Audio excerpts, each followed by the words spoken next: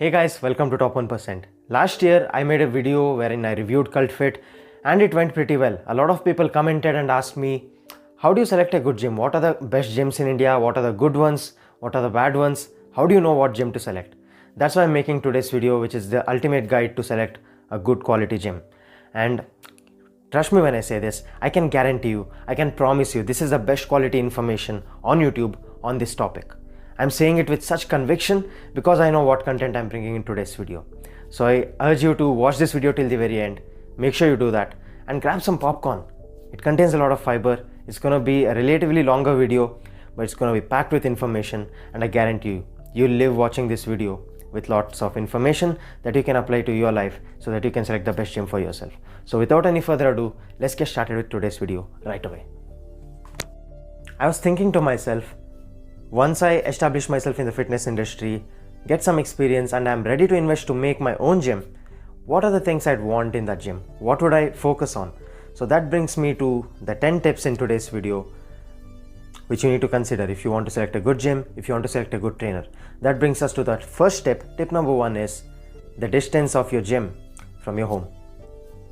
Understand that the distance of your gym from your home is crucial. If your gym is like 10 kilometers away from your home, some days you're not motivated. You wouldn't want to drive all the way till there. Let's say the weather isn't good, it's rainy or whatever it is, you wouldn't want to go there. Don't let distance be a reason for you to skip a training session. That should never be the reason. 0 out of 100 times should distance be the reason for you to skip a training session. If that's the case, find a gym that's maybe in your apartment, that's really close to your home, or even train at your home if that's what it comes down to. Training is all that matters. If you don't even train, why does it matter how the gym is if you don't even reach there to train? The second tip is cost. That depends on each individual, of course, but also it's a critical factor for most people. Don't let cost be the limiting factor for choosing a good gym. I understand that you need to spend some amount of cost, because if you're spending really low on the gym, you might find a gym that has all sorts of rusty equipment, bad trainers who don't know anything, and the environment is really bad. It's not clean and sanitized enough. That's not a good thing. You don't want that, especially during the COVID era. So spend money to the point where it gives you some functionality. You'll understand more about it as you watch the video on what you need in the gym. And yeah, don't spend to the point where it becomes about luxury. You want a gym, not a 5-star hotel, all right? So spend to the point where you get some functionality out of it. And the third tip is, of course, what equipments do you have at your gym? You need some basic equipments. If you're paying for a gym membership, it better have these equipments. I'm talking about barbells, adjustable bench, weight plates, a dumbbell rack, some basic machines such as a cable and pulley system where you can move it around to do a lot of different exercises. You could also use a Smith machine to make compound movements easier and also do some other exercises on it. A pull-up and dip station, a lat pull-down machine with the option to do seated rows, hamstring curls and quad extension machines, chest flies and reverse fly machines, and also a chest press and seated shoulder press machine and a leg press machine. Coming to cardio, you could use a recumbent bike or an upright bike. You could use a seated row machine or treadmill. I've made a video in the past ranking the top 10 cardio machines. I'll link it in the description. You can definitely watch that later. And also some accessories such as weight vests, resistance bands, medicine balls, Swiss balls, some grips to be used with the cable system, etc. That can definitely come in handy. You need all of these basic equipments. If you don't have that, it's really not worth investing in a gym. If you don't have these equipments, it's better off training at home. Invest in some basic home equipments. I've made videos about that as well. You can watch that. I'll link it later. So yeah, these are some basic equipments that you absolutely need if you are joining a gym. And also bonus points if you have these advanced equipments.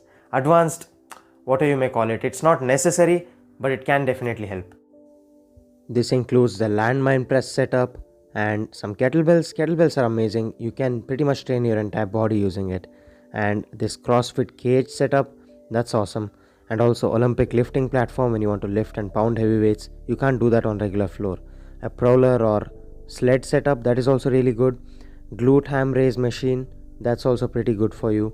And a preacher curl setup for your biceps, and hammer and tire setup. You can flip the tire around, that's pretty cool. And this is actually pretty important. This shows the quality of your gym, because trap bar deadlifts, trap bar farmer carries, that's an important exercise to do. The selection of equipments by the management shows the level of knowledge they have and the interest they have in this establishment, in the gym that they are running. For example, the apartment gym that I go to, they have invested so much money into it. They have all sorts of fancy equipments, but they're missing the basics. No barbell and plates, no cable or pulley system. If they had allocated the same amount of money to me so that I can choose what equipments they need to have, I would have designed a much better gym because of the knowledge that I have, of course. And that just shows how involved is your management in selecting the gym.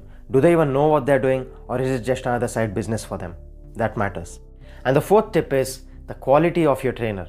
This is something that most beginners fail to understand because it takes knowledge and experience to know what a good trainer is. So in simple words, a good trainer should have three qualities: knowledge, honesty, and dedication. When I talk about knowledge, I mean somebody that knows the basic exercise forms, has a decent idea about nutrition, injury prevention, knowing what to do, what not to do in the gym, who's giving you sound advice so that you can progress in the right direction. The second tip I talked about was honesty. Guys, this is really important. There's a lot of people that are deceitful, that are lying behind your back so that they can impress you. They're trying to be sly and creepy by trying to sell you supplements in the gym, or trying to rope you in for personal training memberships or whatever. Basically, they're trying to tell you stuff that they don't know to show off and make you believe that they know what they're talking about. So that's a huge red flag. And the third thing I talked about is dedication. Guys, I'd rather choose a trainer who's 10 on 10 on dedication but has only 8 on 10 on knowledge than somebody who's 10 on 10 on knowledge but 5 on 10 on dedication. Your trainer needs to be somebody that believes in you, that's dedicated in helping you and making you better. That's important. So you need a trainer who is actually there watching what you're doing rather than spending time on the phone or checking out the girls in the gym and all that shit. I've seen people do that. It's disgusting. That's a huge red flag.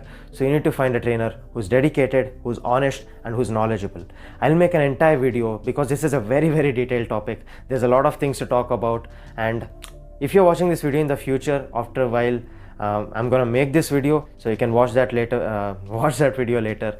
But for now, that's what it is. Honesty, knowledge, and dedication. That's what forms the hallmark of a good quality trainer.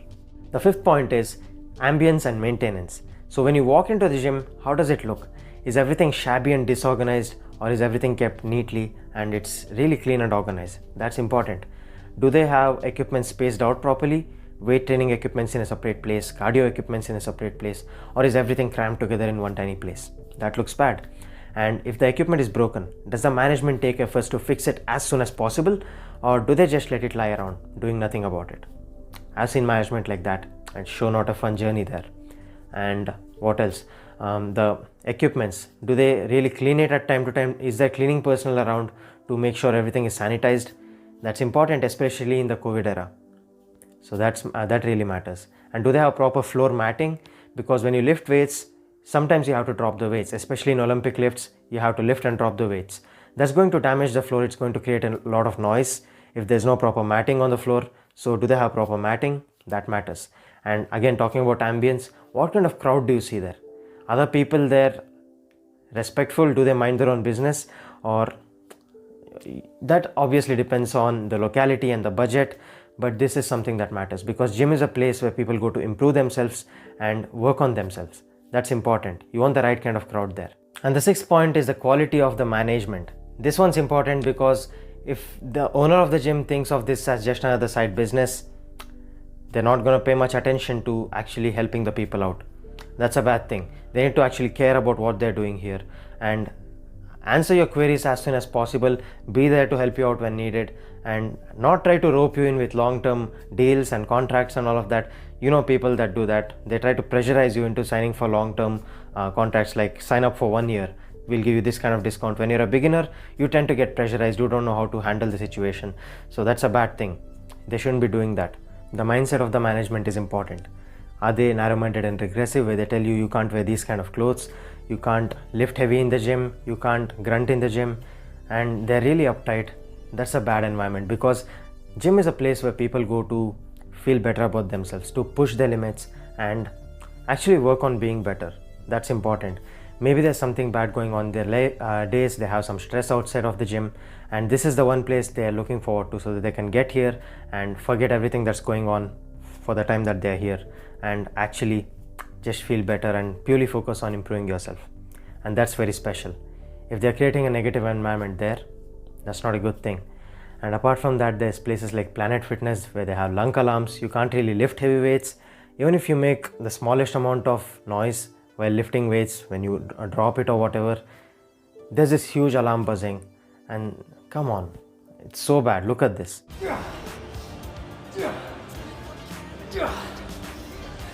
Come on.